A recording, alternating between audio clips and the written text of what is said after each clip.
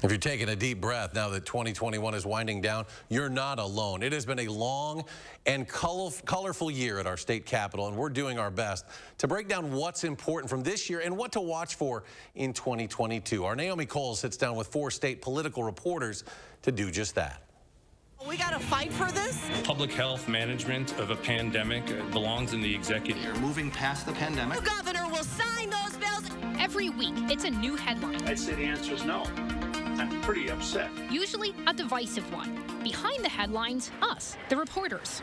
I sat down with 4 of them to break down 2021 in state politics. Patrick Marley, Journal-Sentinel, Emily Fannin, CBS 58 in Milwaukee, Scott Bauer, Associated Press, and Laura White, Wisconsin Public Radio.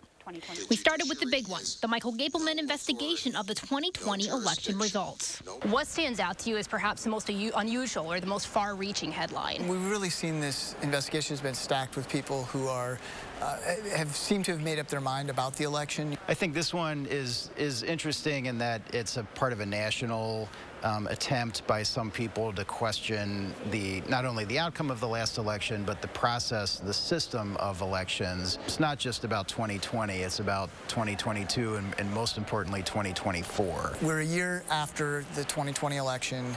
It's been looked at every single way you can imagine, and the results have been confirmed, and yet we're continuing to do more review. What are some of those headlines that are going to have a lot of impact long-term in Wisconsin, but hasn't necessarily generated the amount of commotion as something like the Gableman investigation? Obviously, redistricting has been huge, and that's going to be another thing that has ramifications for years and years down the road. A lot of people don't understand the gridlock that is here in the State House and why things don't get done is because of the maps that were drawn 10 years ago. What's the big headline of 2022? I think it goes between either Ron Johnson is going to run again or not run again. The eyes of the nation are on Wisconsin with that one again. And we can't forget about the governor's race. I mean, is Wisconsin going to vote a Republican governor? If Republicans win, they will retain the majority in the legislature, most likely, and that will give them free access to pass whatever they want to pass. We're always seems to be at the center of national politics. We will again in 2022. At the Capitol for News 3 Now, I'm Naomi Kowles. And join Naomi and her panelists this Sunday and For the Record after Face the Nation on CBS. She'll take you through the twists and turns of a long and divisive year in state politics and what you need to know going into 2022.